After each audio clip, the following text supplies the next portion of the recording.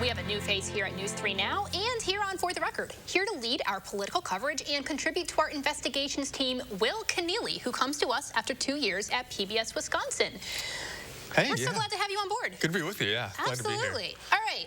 Let's get the basics out of the way. Where are you from? Where do you study? So I'm from this little town. You might not have heard of it. It's called Madison, Wisconsin. So I grew up here, went to school here, and I now work here, which is super rewarding.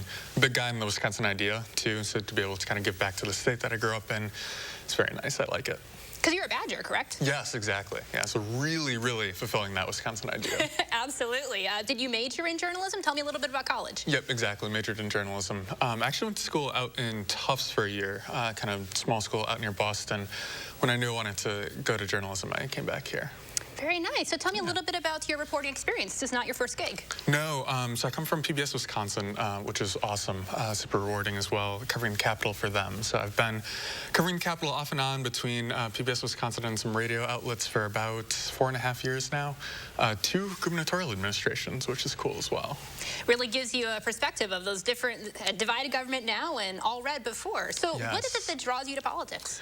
So I didn't actually know this. I was talking to some reporters in the newsroom before, and I didn't know politics was actually like a bad beat among reporters. Really? Yeah, I guess, you know, perhaps it's easier to be a little bit cynical about it now. It's like 2020, especially with the insurrection.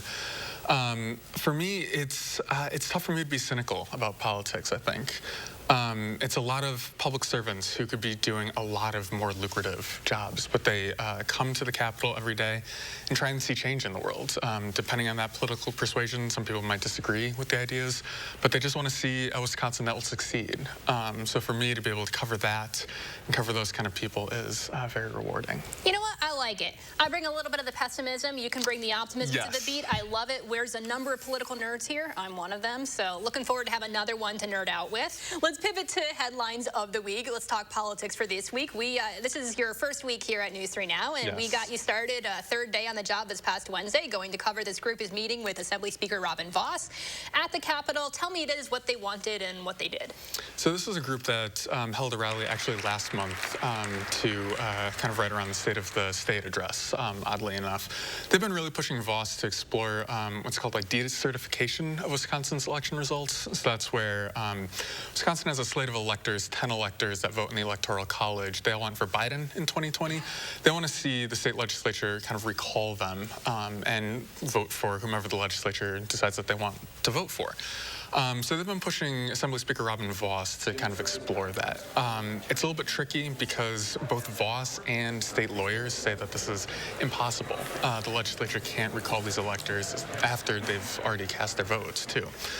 So they met with Vos, which is kind of interesting. I don't remember necessarily a group kind of getting that access with the Assembly Speaker before. So they met with him, brought some experts to kind of make their pitch on decertification. The interesting thing, though, is expected to be at that meeting was Representative Tim Ramthun. He's one of the more conservative members of the State Assembly, also running for governor. He's been a big proponent of decertifying Wisconsin's election results. The group that was meeting with Vos wanted him in that meeting, but Vos said, no, you're a gubernatorial candidate. We don't want to make this political, so take a seat. And what's so interesting about this story is this really puts Vos in I don't want to say a tough position, because he has, you know, Republicans have been at large questioning the integrity of elections, which, by the way, again, I try to remind viewers this all the time. These elections have been audited. They've been reviewed. They've been held up in courts. There is no legal basis for decertification, which, by the way, I'm really glad you explained. I had a viewer reach out to me recently and ask, can you explain more about what you mean by decertification? So I'm glad you covered that. But something that the Governor Evers said this week, kind of in response to Vos coming out and saying there was widespread fraud, but we still can't decertify it. And I'm going to roughly quote the governor here. He says, I think Vos is the smartest person I've ever met, but that was one of the dumbest things he said. So it's really provoking a lot of backlash from that. Did the president weigh in at all here? He's also obviously been the one kind of behind this whole theory that the election is stolen. Right, exactly. So former President Donald Trump actually weighed in as well on the matter, really taking Vos to task, saying that he should continue to explore decertification, which is really interesting, I think. We have pictures from last year of Voss meeting with Trump on a plane. So Voss trying to kind of hold these Republican coalitions together. That'll be really interesting, especially as we head into the 2022 election.